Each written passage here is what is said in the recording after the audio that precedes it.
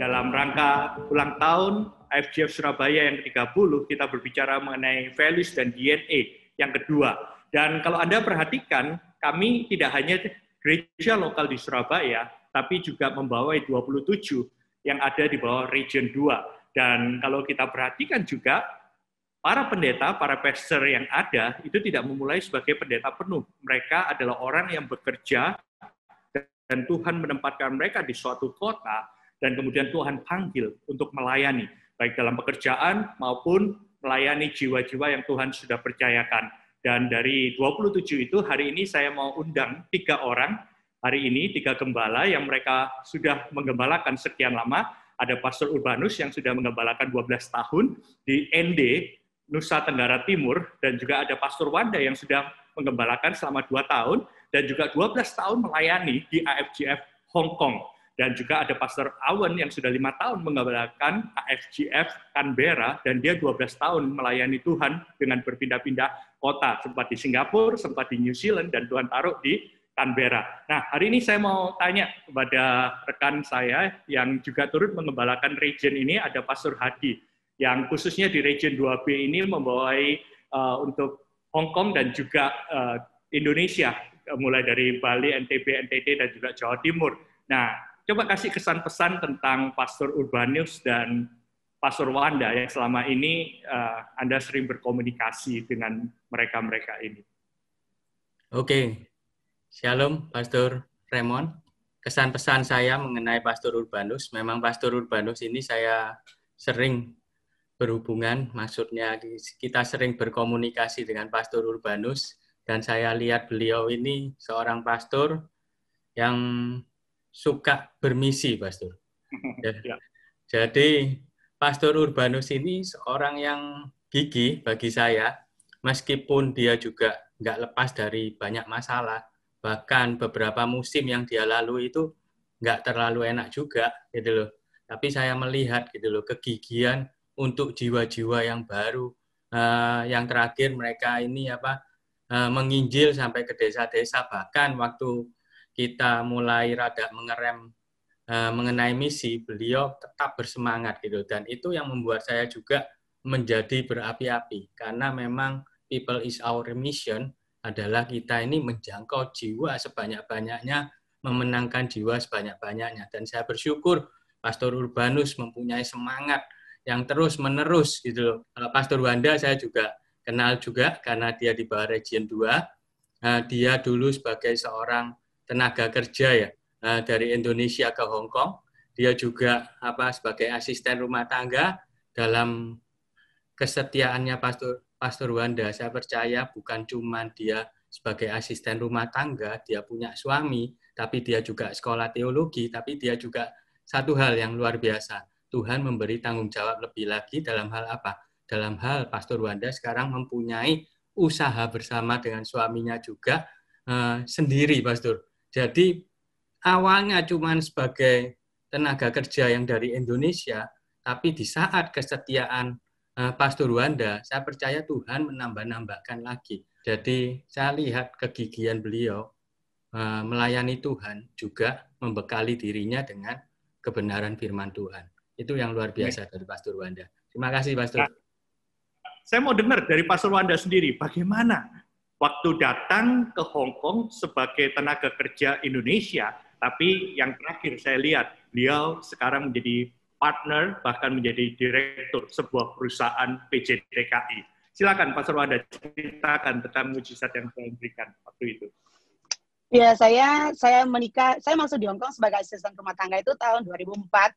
Kemudian saya selesai sebagai asisten rumah tangga itu 2016 pada saat saya menikah dengan suami, dan bulan Desember 2016 saya dapat dependent visa. Jadi karena sudah menikah dengan suami, dia yang sponsor, dan 2017 bulan Maret saya mulai memberanikan diri masuk di dunia marketplace di Hong Kong dengan bekerja sebagai agensi untuk pengiriman tenaga kerja Filipina dan Indonesia. Dari situ saya belajar tidak gampang banget karena bahasanya juga kalau waktu di asisten rumah tangga itu cuma daily life saja. Tapi waktu sudah masuk di dunia profesional, saya harus belajar bahasa-bahasa di dunia bisnis. Dan itu saya kursus pribadi dengan suami, karena saya juga mau membayari diri. Nggak gampang sekali. Dan saya belajar dari situ, waktu saya mau belajar, justru saya hamil 2017 itu. Jadi meskipun hamil, saya harus kerja dan nggak gampang sekali karena baru mulai. Biasa kalau baru mulai itu, gimana ya? Ya disuruh ke sana, suruh ke sini. Sampai saya umur 9 bulan loh. Itu saya belajar ketika saya melahirkan, baru saya berhenti. 7 bulan saya berhenti setelah kerja sebelumnya. Dan saya masuk tahun lalu di company saya ini sedang lagi kerja, 2009 bulan Agustus. Perjalanan bisa jadi partner dan saya bisa punya PT bersama dengan bos saya yang sekarang lagi saya kerja adalah ketika dia melihat itu berawal dari pertanyaan, dia bilang, kenapa kamu always full of joy, kamu selalu excited, kamu itu staff saya. Sedangkan saya bos ini kok terlihat kamu lebih bahagia dari saya. Ada secret apa di balik sukacita kamu? Itu yang dia bilang dan saya bilang, kalau saya ngomong, kamu nggak akan mengerti. Karena kamu tidak tahu sumber saya dari mana. Kamu nggak kenal orangnya. Terus habis itu dia bilang, saya bilang, kalau kamu sudah ready untuk saya kasih tahu sumbernya dari mana, saya akan kasih tahu. Terus berhari-hari, baru sebulan saya kerja, setiap hari dia tanya, ayo dibagi, kamu semangatnya itu dapat dari mana, sukacitanya itu dapat dari mana. Karena to be honest, sejak demo besar-besaran di Hong Kong tahun lalu, itu benar-benar Hong Kong itu ekonominya itu rapuh total. Ya mungkin semua kita sudah tahu, dan kemudian disambung dengan COVID-19 Januari, itu tidak berhenti-berhentinya, tidak ada satupun kantor usaha itu yang tidak jatuh rapuh kecuali online. Online shop sudah pasti naik, yang delivery seperti itu pasti, tapi lain dari itu sudah pasti rapuh. Jadi saya melihat waktu saya masuk di company yang ini, saya melihat bos saya itu benar-benar hari-harinya itu begitu rapuh karena bisnis rugi besar dan dia tidak ada sukacita di dalamnya. Dan sampai ada di satu sisi dia bilang, saya tidak merasa saya seperti manusia lagi. Saya ini sudah seperti robot, saya tidak punya tujuan hidup, tidak punya sukacita, saya tidak ada alasan lagi untuk hidup. Disitulah saya mulai sharing gospel, saya sharing sukacita dari Tuhan, dan saya tidak menyangka, waktu saya sharing waktu itu dia menangis, saya tidak akan lupa itu bulan September. Kemudian bos saya bilang, mungkin ini saatnya saya kembali ke Tuhan. Sejujurnya 10 tahun yang lalu saya itu believer. Dia bilang, sebetulnya saya ini percaya Tuhan Yesus. Tapi sejak saya jadi bos di company, saya merasa saya tidak butuh Tuhan. Yang saya butuhkan itu cuma uang. Uang-uanglah yang akan menjadikan saya ini bisa hebat. Saya tidak perlu Tuhan lagi. Dan ketika kamu hadir, sharing tentang kehidupan kamu, karena saya juga sharing bagaimana perjalanan saya dari Indonesia sampai ke Hong Kong ini, broken home, semuanya saya sharing kehidupan saya dengan orang tua. Dan dia menangis sampai saya sharing bagaimana saya melepaskan pengampunan buat orang tua saya, buat kehidupan saya pribadi, dan saya move on sesuai dengan kekuatan yang dari Tuhan gitu. Dan dia menangis sejadi-jadinya. Terus dia bilang, kalau kamu ada waktu, tolong sharing lebih banyak lagi. Jadi saya jadi kalau boleh jujur, saya lebih banyak sharing dari kerjanya di kantor. Karena bos saya yang minta, gitu loh. Dan setelah itu dia dijamah Tuhan, saya tidak menyangka, tapi saya percaya itu pekerjaan Roh Kudus. Terus dia bilang, tolong doakan saya, supaya saya benar-benar kuat untuk kembali ke Tuhan. Dan dia bilang seperti ini, setelah 10 tahun perjalanan saya jadi bos, baru sekarang saya mengerti bahwa uang bukanlah segala-galanya. Ternyata saya tetap butuh ya Tuhan yang saya tinggalkan 10 tahun yang lalu. Dan puji Tuhan, sekarang dia bilang dia sudah mulai baca Alkitab lagi, dan dia mulai dengar-dengar lagu worship di kantor, dan di hari-harinya bahkan dia bilang doakan supaya anak-anak dan suami saya itu bisa juga mencari Tuhan, dan kita tetap sharing tentang tidak selalu Alkitab, tetapi prinsip-prinsipnya gitu. Dan dari situlah dia mulai percaya dan dia bilang, kamu mau nggak partner dengan saya untuk bangun satu perusahaan? Saya bilang, saya belum setahun loh bos, masa kamu dasarnya apa, pengalaman juga nggak punya banyak seperti kamu, pendidikan saya tidak setinggi kamu, dasarnya apa? Dia cuma bilang, saya cuma butuh orang yang dipercaya seperti kamu, saya butuh orang yang penuh excitement, punya pengharapan seperti kamu. Masalah yang lain-lain biar saya ngajarin kamu free. masalah skill, masalah bagaimana menjalankan bisnis, manajemen, kamu tanya aja. Yang penting saya cuma butuh kamu sebagai partner. Dan ya, saya pikir dia cuma ala kadarnya seperti itu, cuma ngomong. Tapi ternyata benar, malah dia mempercayakan saya untuk, mulai sekarang saya percayakan kamu untuk cari PT-PT mana yang mau kerjasama dengan kita, direkturnya saya percayakan kamu yang komunikasikan gitu loh. Dan di situ saya melihat Tuhan juga menambahkan hal-hal seperti itu loh, skills untuk ngomong dengan orang-orang mungkin posisinya jauh lebih tinggi dari saya, dan saya belajar banyak karena bos saya mempercayakan. Dan singkat cerita, setelah kita dapat partner, urus surat izin semuanya pada bulan Juli kemarin sudah terrealisir, dan kita sudah resmi bangun PT pengiriman tenaga kerja ke 5 negara, jadi ke Hong Kong, ke Taiwan, ke Singapura, ke Malaysia, dan Polandia. Cuman karena masih COVID-19 seperti ini, kita masih follow rules dari pemerintah Indonesia. Jadi untuk sekarang Singapura sama Malaysia masih tutup, yang paling aman masih Hong Kong. Jadi untuk Taiwan sama Polandia masih belum begitu aman, masih Hong Kong. Dan saya melihat visi dari gereja lokal ABJEF, Hong Kong ABJEF Global ini berjalan connect dengan apa yang sedang saya jalani sekarang ini masuk di PT, karena saya rindu anak-anak yang dimasuk di perusahaan kami di Manado itu, waktu mereka, sebelum mereka dikirim ke luar negeri, ke 5 negara ini, saya rindu mereka sudah mengalami Tuhan terlebih dahulu. Jadi mereka ke luar negeri bukan hanya mereka bawa identitas sebagai asisten rumah tangga, tetapi mereka mengalami Tuhan supaya mereka tahu identitas mereka yang benar di hadapan Tuhan, supaya mereka juga punya visi yang jelas, dan mereka bisa menjadi misionaris-misionaris yang ditaruh di rumah-rumah tangga gitu. Karena saya melihat di ABJEF Hong Kong ini ada banyak majikan-majikan yang bertobat karena mereka bekerja di situ. Mungkin orang-orang yang tidak bisa disentuh dengan misionaris yang lain. Seperti yang saya alami di company saya ini, saya tidak menyangka, maksud saya cuma bekerja, tetapi ternyata bisa menuai jiwa bos saya sendiri gitu. Itu saja. Ya. Luar biasa. Dan terima kasih. Thank you. Dalam perkara kecil, Tuhan akan memberikan perkara yang besar. Bahkan panggilan Tuhan makin jelas dalam kehidupan Anda. Puji Tuhan. Amen. Kembali ke Pastor Urbanus sekarang. Gimana nih di masa-masa pandemik ini, kelihatannya Anda semakin berbuah. Boleh ceritakan nggak gimana ya? Penginjilan makin jalan terus, sementara yang banyak gereja-gereja yang seolah-olah malah nggak fruitful, tapi Anda makin fruitful. Silakan Pastor Urbanus. Ya, berangkat dari ABJEF punya misi yang jelas.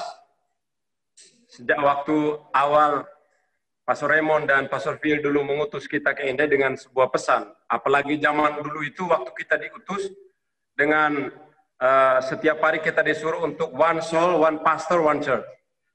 Itu sangat hidup bergerak, bergejolak di hati saya. Itu tidak bisa dipungkiri karena itu menjadi sesuatu yang harus kita lakukan pada saat kita bangun pagi. Siapa yang harus kita doakan, kita injili, dan itu hidup sampai hari ini. Nah, di masa pandemik ini kita melihat, karena kita tahun kemarin berdoa agar terjadi satu gebrakan besar, banyak jiwa diselamatkan. Justru kebalikannya, ada teman-teman berkata, wah ini bahaya. Kami melihat bahaya ini sebagai kesempatan. Bagaimana kami melihat bahaya sebagai kesempatan? Karena kita tahu bahwa manusia adalah misi utama, sehingga setiap hari kita harus terus memberitakan Injil. Saat kita memberitakan Injil, kita tidak pernah berpikir bahwa gereja kita akan di bawah Tuhan masuk meningkat dalam berbagai aspek. Kita terus menabur Injil, kita terus mendoakan kota, kita terus desa-desa, kampung-kampung, kota-kota lain, kita terus memberitakan Injil. Hasil akhirnya, berdasarkan hasil-hasil survei yang terkini, banyak gereja-gereja yang berkata bahwa secara keuangan bisa turun dari 30 sampai 70%. Justru waktu kita misi melakukan people is our mission, connected with God and make disciple, kita melihat peningkatan dari berbagai aspek. Jiwa meningkat, wilayah-wilayah meningkat, dan kita lihat yang keuangan meningkat 100%. Karena ketika kita mendahulukan Tuhan dan jiwa-jiwa, sesuatu yang besar pasti akan terjadi. Dan ini tidak bisa dihalangi oleh apapun. Sejak saat ini dan saat ini juga tim lagi menyebar di setiap wilayah. Dan sampai saya berkata begini, ingat kesehatan, ingat keluarga, tugas kita masih panjang. Teman-teman menjawab begini, kematian kita bukan diizinkan, tetapi ditentukan kalau pekerjaan misi di bumi selesai. Saya katakan, ya amin. Bukankah itu yang pastor khotbahkan hari Minggu? Karena saya mengerti bahwa Pastor Raymond pernah mengajar pada kita, benih itu harus ditabur di setiap tempat. Dan dulu pernah berbicara bahwa benih yang baik itu akan tumbuh walaupun tidak dipaksa-paksa. Karena penginjilan itu, misi kita ini tidak bisa dipaksa-paksa. Tetapi kita harus menyadari, hari ini kita diselamatkan. Karena ada orang yang datang memberitakan firman sama kita. Mereka memberi waktunya, mereka memberi jamnya untuk datang. Menyelamatkan hidup saya melalui pemberitaan firman Tuhan. Gereja harus memberi waktunya untuk pergi menyelamatkan semua orang. Tentu penginjilan ini dalam berbicara tentang leading together, yang Pastor Raymond ajarkan pada kita. Banyak orang-orang di kota Ende, mereka bisa join dengan IFJF secara live streaming, dan mereka setiap hari waktu mereka join, mereka diberkati Pak Yos, dan mereka bisa bersaksi sama teman-teman yang lain. Di sini kita tahu bahwa di Regional 2, penginjilan tidak bisa berhenti. Walaupun COVID melanda dunia, penginjilan tidak bisa diberhenti, karena ini tujuan Tuhan harus digenapi atas setiap kita. Tuhan Yesus memberkati Pastor Raymond dan teman-teman. Wow, luar biasa. Saya teringat akan Yeremia 17, orang yang mengandalkan Tuhan di masa kering tidak pernah berhenti menghasilkan buah. Dan itu saya bisa melihat dalam kehidupan Pastor Urbanus dan di IFJF ND. Nah, yang terakhir, ini yang nun jauh di sana, di Australia, saya mau berbincang dengan Pastor Awen dari IFJF Canberra. Beliau sudah melayani 5 tahun, dan kalau Anda perhatikan, 2 tahun yang lalu beliau ini dapat kerjaan di Singapura karena sudah tidak dapat kerjaan di Canberra. Jadi selama 2 tahun harus tiap 2 minggu sekali pulang pergi dari Singapura dan ke Canberra hanya untuk menggembalakan. Tapi oleh anugerah Tuhan, tahun lalu Pastor Awen mengambil ketetapan, aku mau stay di Canberra. Dan waktu itu dia meninggalkan pekerjaannya di Singapura dan dia stay, dan setiap selama beberapa bulan dia apply kerjaan. Oleh anugerah Tuhan, di awal tahun ini beliau mendapatkan pekerjaan. Bukti nyata bahwa Tuhan menempatkan dia untuk menjadi berkat di IFJF Canberra. Silakan Pastor Awen, boleh cerita sedikit tentang pelayanan itu?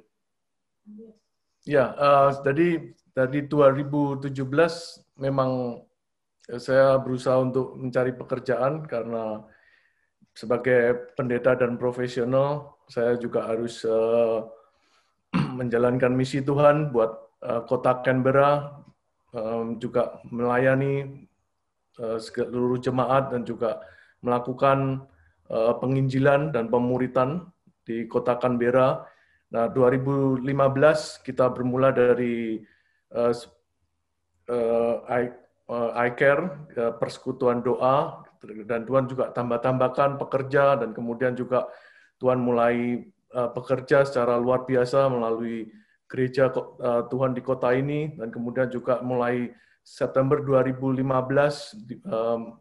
Tuhan dirikan gereja IFJF Canberra, dan kemudian juga dari situ kita bisa lihat seluruh kota banyak dimenangkan dan juga banyak jiwa-jiwa lebih mengenal dan lebih dekat lagi akan Tuhan Yesus, dan juga dari situ Tuhan juga mulai membuka perjalanan kehidupan saya secara pribadi dan keluarga. Tetapi di tahun 2017 saya harus kehilangan pekerjaan, terus kemudian karena situasi dan kondisi yang mungkin di Australia pada waktu itu mungkin juga kurang mendukung, saya harus mendapat pekerjaan di Singapura, dan kemudian untuk selama 2 tahun dari 2017 ke 2019 saya harus mondar-mandir, tapi kemudian ada harga yang memang harus dibayar, baik dari energi, dari waktu, dari tenaga, dan juga hubungan secara keluarga, dan juga mungkin bisa saya tambahkan di sini yaitu cuti tahunan saya juga sekaligus sudah habis dalam waktu beberapa bulan saja, tetapi harga yang kita bayar itu tidak akan pernah sia-sia di mata Tuhan. Jadi ketekunan, kesetiaan kita akan Dia itu selalu yang dilihat daripada sisi mata Tuhan sendiri. dan juga ketekunan dan kesetiaan kita kepada Dia itu juga akan membuahkan hasil, karena kita percaya Dia yang akan memberikan reward, Dia akan yang memberikan segala segala keadaan, dan Dia adalah tidak pernah berhutang. Kita percaya bahwa Allah kita adalah Allah yang baik. Dari awal tahun 2020 kemarin di masa-masa pandemi COVID-19 ini, puji Tuhan saya telah mendapat pekerjaan sebagai public servant di SCT Government, dan juga dari situ Tuhan mulai pakai saya untuk pelayanan di Kota Canberra lebih maksimal lagi. Di Canberra kita baru saja melaksanakan anniversary yang kelima bulan September tanggal 13 yang lalu. Puji Tuhan banyak jiwa-jiwa makin juga mendekat pada Dia dan juga makin mengenal Kristus secara pribadi, lepas pribadi. Dan saya percaya bahwa di masa-masa seperti saat ini, penginjilan terus harus berjalan, dan juga ya, satu yang saya yakin, kalau banyak orang bilang ada pelangi sehabis hujan, tetapi saya percaya itu semua adalah science, itu adalah knowledge, itu adalah fakta yang semua kita tahu. Tetapi kemarin beberapa hari yang lalu ada hujan badai di Canberra, tetapi saya bisa melihat pelangi, dan belakang pelangi itu circle-nya setengah lingkaran penuh. Nah, saya percaya bahwa God is still performing the miracle. Amen. In despite of all these uncertainties, di tengah-tengah situasi dunia yang tidak menentu ini, baik dari pekerjaan, dari hubungan kita secara keluarga, mungkin juga bisnis kita, pelayanan kita, tetapi juga Dia yang akan declaring all the promises kepada setiap daripada kita, as long as we obey His command, dan juga kita faithful to His promises, dan Dia juga yang akan break everything as we give our thankful to Him. Jadi saya percaya bahwa kesetiaan dan ketekunan adalah seperti sebuah iman, dan iman ini harus disertai dengan perbuatan, dan perbuatan ini sebenarnya adalah representasi dari ketekunan kita menjalankan pekerjaan Tuhan di Canberra. Dan saya percaya waktu saya mengambil keputusan untuk kembali ke Canberra, melanjutkan pekerjaan Tuhan, saya ada konfirmasi dan conviction bahwa pekerjaan Tuhan di kota Canberra ini belum selesai.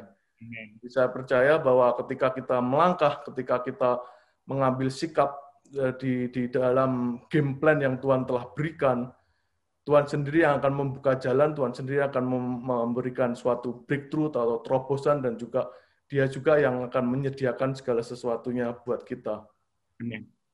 Terima kasih, Pastor Raymond. Wow, luar biasa sekali. Kalau Anda tahu, Pastor Awan ini ada PhD, S3, dan tepat tahun lalu, di bulan September tahun lalu, dia sempat datang ke Surabaya, dan saya tanya sama beliau, sampai kapan kamu mau PP gini? Tinggalkan Singapura, kamu stay di Canberra, dan Tuhan akan bekerja. Yang saya kaget, dia benar-benar melakukan itu, dan Tuhan nggak pernah berhutang dalam kehidupan. Thank you untuk stay faithful to the calling. Thank you juga untuk Pastor Wanda, 2 tahun yang lalu, di tengah pergantian kepemimpinan, Anda menjawab, yes, saya percaya, by answering God's calling dalam kehidupan, Tuhan nggak pernah berhutang dalam kehidupan kita, karena Tuhan yang memulai segala sesuatu yang baik dalam kehidupan kita. Pastor Urbanus, saya bersyukur, di tengah-tengah apapun krisis yang kau hadapi, engkau tetap say yes and melakukan misi dan amanat agung Tuhan Yesus. Dan benar, Efesus 2 ayat 10 mengatakan, we are His masterpiece. Kita ini adalah buatan Allah, diciptakan bagi pekerjaan baik. Dia mau kita hidup di dalamnya. Ketakutan terbesar saya, juga hamba-hamba Tuhan di tempat ini, bukan karena kita nggak dapat makan, tapi kalau kita hidup tanpa menjalankan rencana Tuhan, God's game plan dalam kehidupan kita. So stay true in God's calling, karena Dia yang memulai segala sesuatu yang baik dalam kehidupan ini. God bless you. People is our mission. Connect with God, make disciples.